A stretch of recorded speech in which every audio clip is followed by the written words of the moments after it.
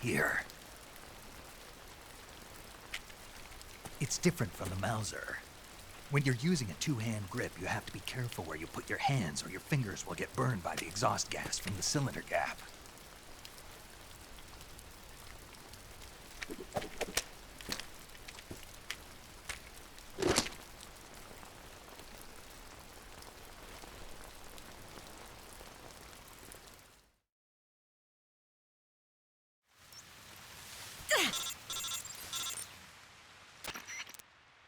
Snake, are you alright? What about Eva? I healed her up. Good. Snake, you'll take the lead and break through the enemy's line of defense. Eva will ordinarily be following behind you. If you lie on your belly, she'll lie down as well. If you slip and fall off a cliff, she'll follow right behind. You can call out to Eva by pressing the action button. Head to the lake along with Eva.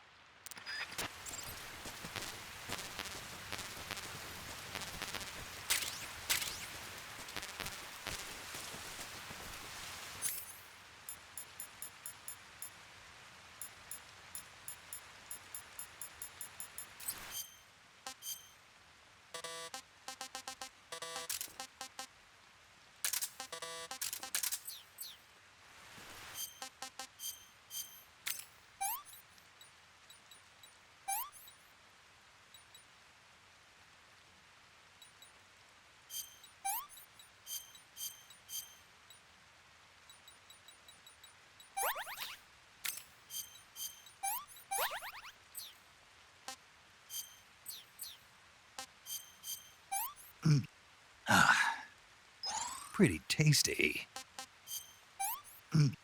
I can't take another bite.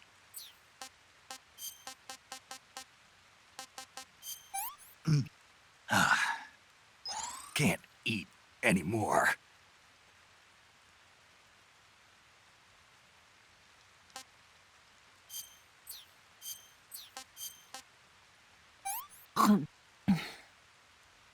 This tastes like crap.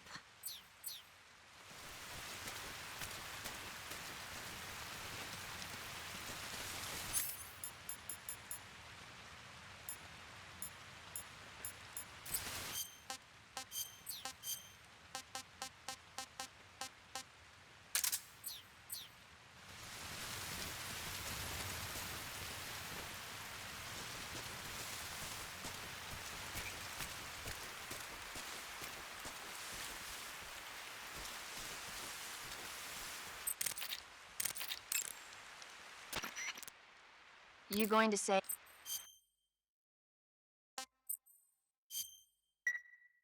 Good luck.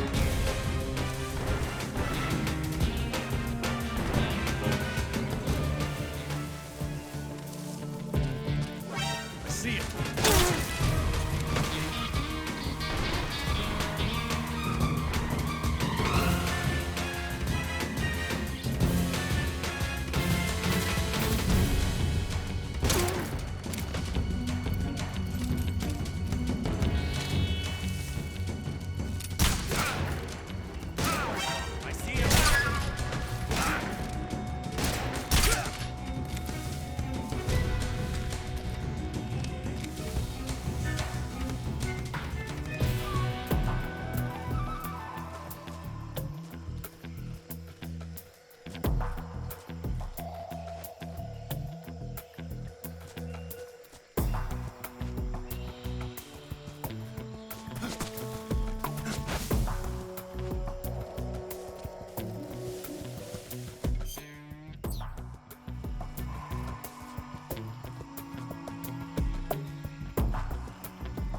I'm so hungry.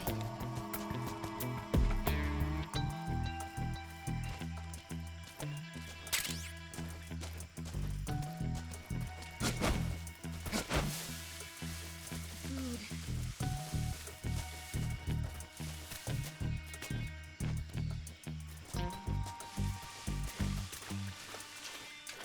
I need to rest.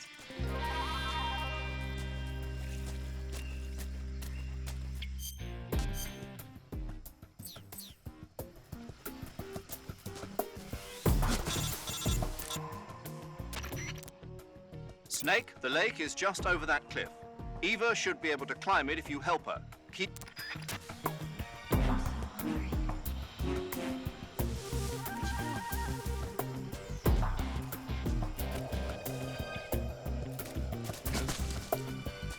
Snake.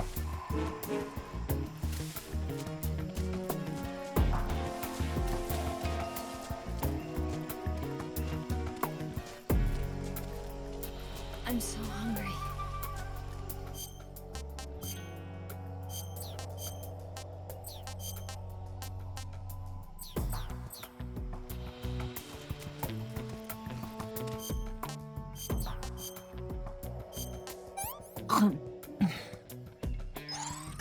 Yuck. Not so great. What did you give me?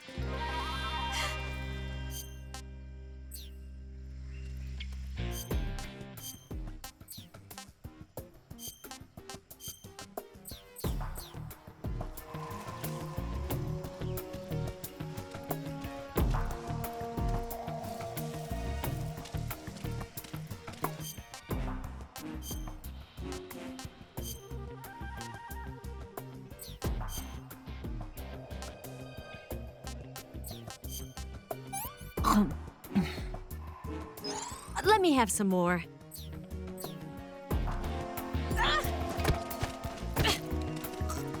I can't breathe.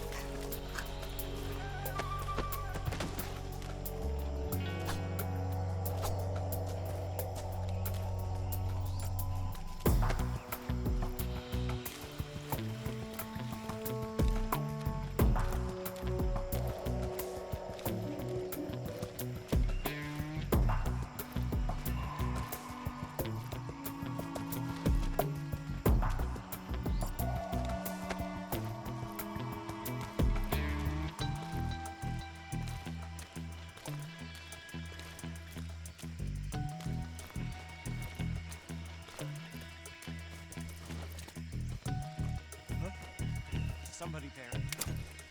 Keep your guard up.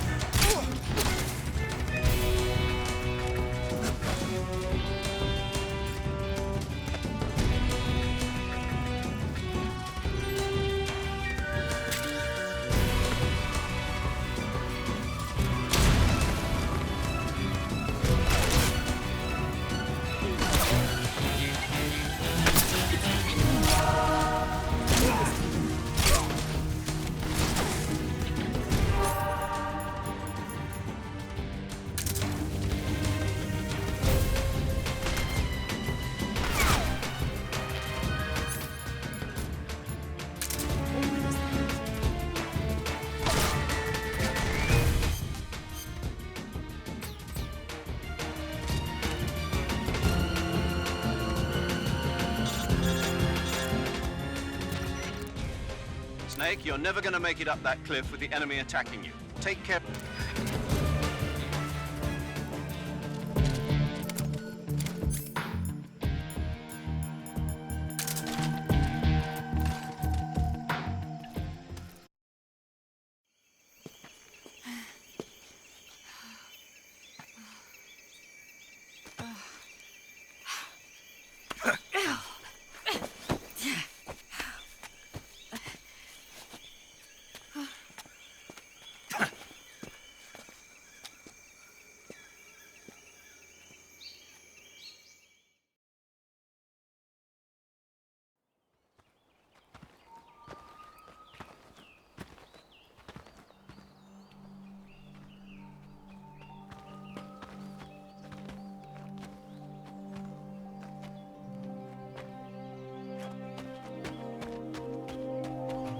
Come on, Snake.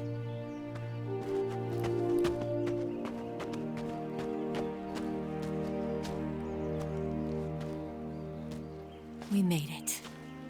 We made it.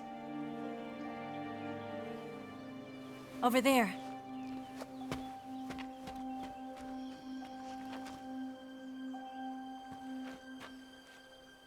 It's the boss, isn't it? I'll go get the wig ready to take off. Right. I'll leave you two alone. But come back in one piece, okay?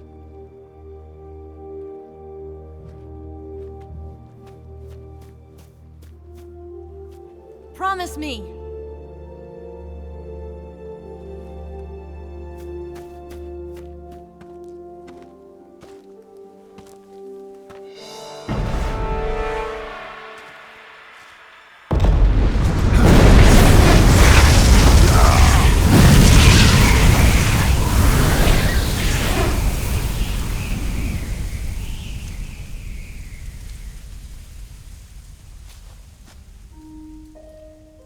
Life's end.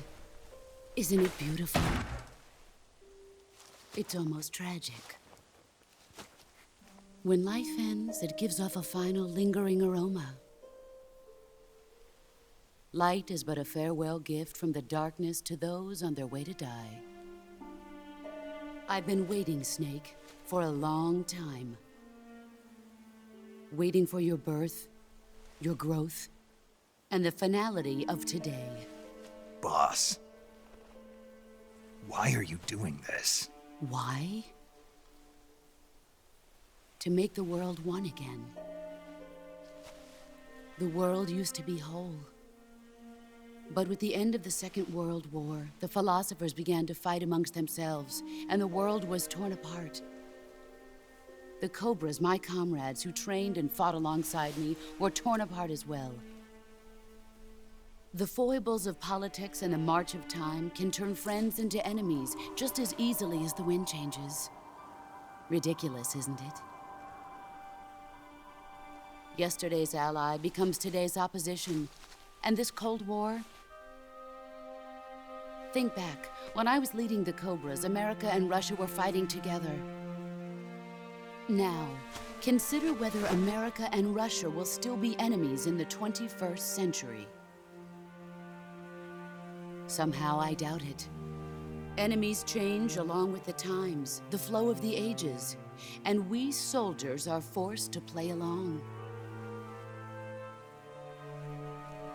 I didn't raise you and shape you into the man you are today just so we could face each other in battle. A soldier's skills aren't meant to be used to hurt friends. So then what is an enemy? Is there such a thing as an absolute timeless enemy? There is no such thing, and never has been. And the reason is that our enemies are human beings like us. They can only be our enemies in relative terms. The world must be made whole again. The philosophers must be reunited. I will devote my skills to that purpose. And with the Colonel's money, I will achieve that end. Just as I once created the Cobras. They are my family. I may no longer be able to bear children, but I still have a family. It was November 1st, 1951. I was in the Nevada desert participating in atomic testing. The name Nevada is derived from Spanish, covered in snow, white as snow. And snow is exactly what I saw in that Nevada desert. It froze my blood white. Snake, you were an atomic test subject, weren't you? On Bikini Atoll. That's part of the reason I was drawn to you. You and I are alike. We're both slowly being eaten away by the karma of others. We'll never have the chance to die peacefully of old age. We have no tomorrow. But we can still have hope for the future. In 1960, I saw a vision of the ideal future from space. 3 years earlier, the Soviet Union had succeeded in launching Sputnik, the first man-made satellite in history, into orbit. This came as a huge shock to the United States. In response, America threw everything it had into its own manned spaceflight project, the Mercury program. Even as the Soviets seemed poised to send their first man into space, America was still experimenting with chimpanzees and rockets. The government wanted human data. So they secretly decided to send a human being into space. I was the one they chose. At the time, they didn't have the technology to block out cosmic rays, and whoever they sent up would inevitably be exposed to heavy radiation. That's why they chose me. After all, I'd already been irradiated once. Of course, you won't find any of this in the history books. I could see the planet as it appeared from space. That's when it finally hit me. Space exploration is nothing but another game in the power struggle between the US and the USSR. Politics, economics, the arms race, they're all just arenas for meaningless competition.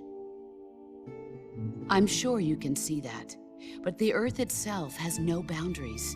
No East, no West, no Cold War. And the irony of it is, the United States and the Soviet Union are spending billions on their space programs and the missile race, only to arrive at the same conclusion. In the 21st century, everyone will be able to see that we are all just inhabitants of a little celestial body called Earth. A world without communism or capitalism, that is the world I wanted to see. But reality continued to betray me. In 1961, I was sent to Cuba, to Bahia de Cochinos. It was part of a CIA-sponsored invasion under the guise of taking Cuban exiles back to their country. But the US government betrayed them. Our weak-kneed president held back their air support. Defenseless, the exiles were annihilated by the Cuban army. All I could do was watch in silence. I was set up by the very country I'd sacrificed so much for, by the very government I dedicated my life to defending. I was driven from the surface world, and I went underground. Then, 2 years ago, I faced the Sorrow, my old comrade in battle. He was my friend. But one of us had to die. I was left with no choice. The Sorrow gave his life for me. There is no enmity between us. One must live, and one must die. That was the mission. The ones who gave me that mission were the philosophers. Early in the 20th century, the true holders of power in the United States, the Republic of China, and the newly formed Soviet Union gathered together in a secret meeting that would later be known as the Wiseman's Committee. The secret pact they formed there marked the beginning of the philosophers. But the last of the original members died in the 1930s. After that, the organization began to run out of control, and the Wiseman's Committee degenerated into a mere shell of its former self. The philosophers of today have no sense of good or evil. Their influence extends to countries and organizations involved in every aspect of every war. They have become war itself. That's how they operate. The sacrifices of war cause a shift in the times. This shift leads to renewed conflict, and in turn triggers the next war. Like a nuclear chain reaction, each conflict sparks countless others, forming an endless spiral that will continue on for eternity. Do you understand what I'm saying, Snake? By consuming me and you, the philosophers intend to keep that cycle going forever. It was my father who explained all of this to me. He was one of them. You see, I am the last remaining child of the philosophers. But after he revealed the truth, my father was killed by that same shapeless, formless organization. And my father isn't the only thing the philosophers have taken from me. In June of 1944, the Cobras and I took part in the landing at Normandy. We'd been given a top-secret mission to locate and destroy enemy V-2 rocket installations. I was pregnant at the time. The sorrow was the father. I gave birth on the field of battle. A beautiful baby boy. But my child was snatched away from me by the philosophers.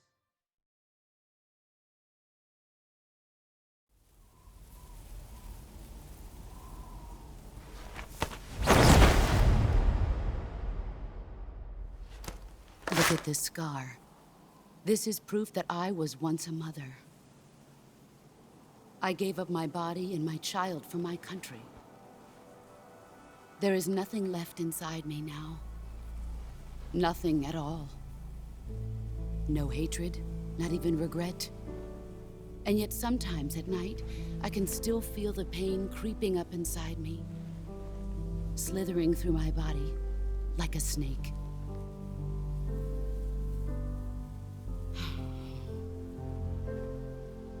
I've never talked this much about myself before. Thanks. Thanks for listening to me.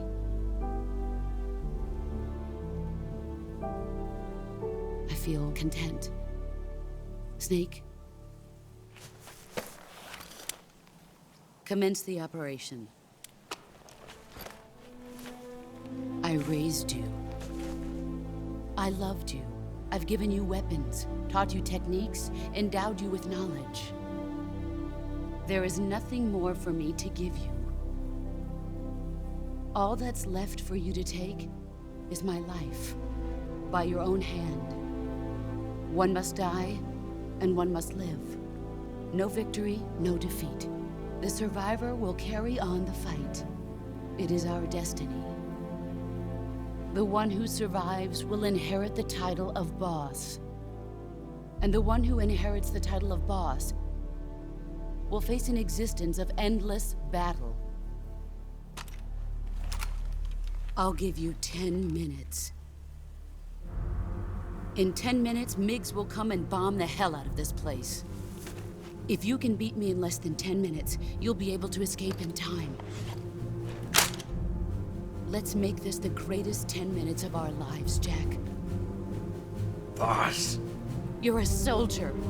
Finish your mission. Prove your loyalty. Face me. I come. Get ready.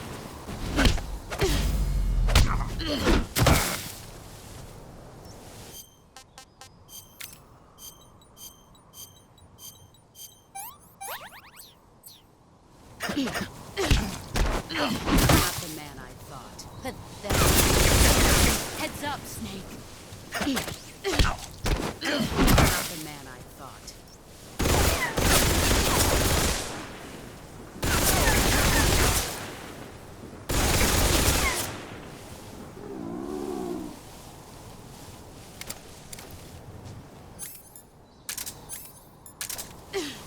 Let's see what you're made of.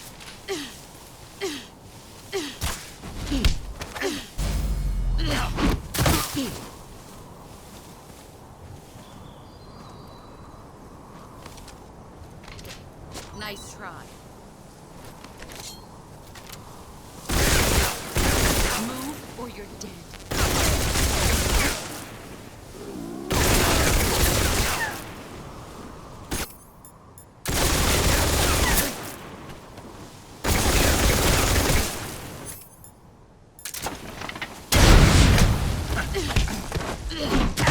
I'm disappointed.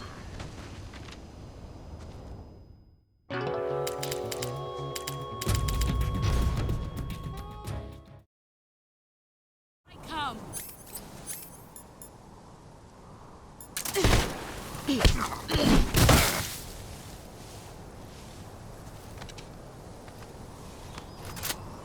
Nice try.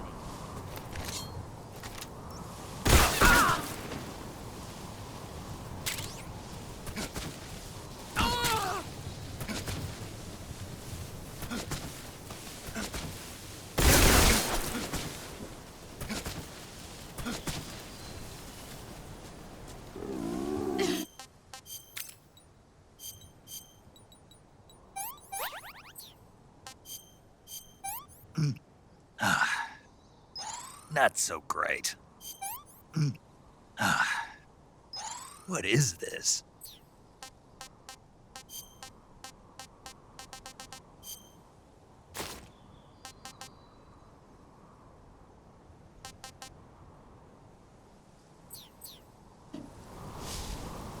Where are